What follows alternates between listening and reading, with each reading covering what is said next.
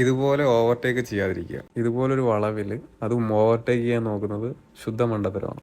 വളരെ വലിയ വാഹനങ്ങൾക്ക് ചുറ്റുമായിട്ട് വളരെയധികം ബ്ലൈൻഡ് സ്പോട്ടുകളുണ്ട്. അതുകൊണ്ട് തന്നെ ആ വാഹനത്തിലെ ഡ്രൈവർ നമ്മൾ വരുന്നുണ്ടെന്നോ നമ്മൾ ഓവർടേക്ക് ചെയ്യുന്നുണ്ടെന്നോ അറിയുന്ന കൂടി ഉണ്ടാവില്ല. സോ നമ്മൾ കാരണം ഒരു അപകടം ഉണ്ടാവാനും പാടില്ല, മറ്റൊരാൾക്ക് ബുദ്ധിമുട്ടുണ്ടാവാനും പാടില്ലാത്ത രീതിയിൽ വേണം റോഡ് യൂസ് ചെയ്യാനായിട്ട്. ഇതുപോലത്തെ വളവുകളിൽ മാക്സിമം ഓവർടേക്കിംഗ് ഒഴിവാക്കുക. അപകട സാധ്യത ഉള്ളത് കൊണ്ടാണ് റോഡിൻ്റെ മധ്യത്ത് ആ വൈറ്റ് ലൈൻ, കണ്ടിന്യൂസ് ആയിട്ടുള്ള വൈറ്റ് ലൈൻ വരച്ചേക്കുന്നത് പോലും അങ്ങനെ ക്രോസ് ചെയ്യാതിരിക്കാൻ വേണ്ടിയിട്ടാണ്. ബാക്കിയുള്ളവരെ അപേക്ഷിച്ച് സ്ത്രീകൾ വളരെ അധികം ഡേഞ്ചറസ് ആയിട്ടാണ് വണ്ടി ഡ്രൈവ് ചെയ്യുന്നതെന്ന് തോന്നിയിട്ടുണ്ട്.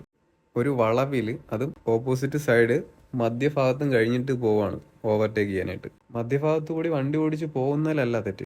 ഓവർടേക്ക് ചെയ്യുന്നത് സ്ലോ മോഷൻ ആക്കാതിരിക്കുക. എത്രത്തോളം പെട്ടെന്ന് പോകാൻ പറ്റുമോ അത്രത്തോളം വേഗതയിൽ പോവുക.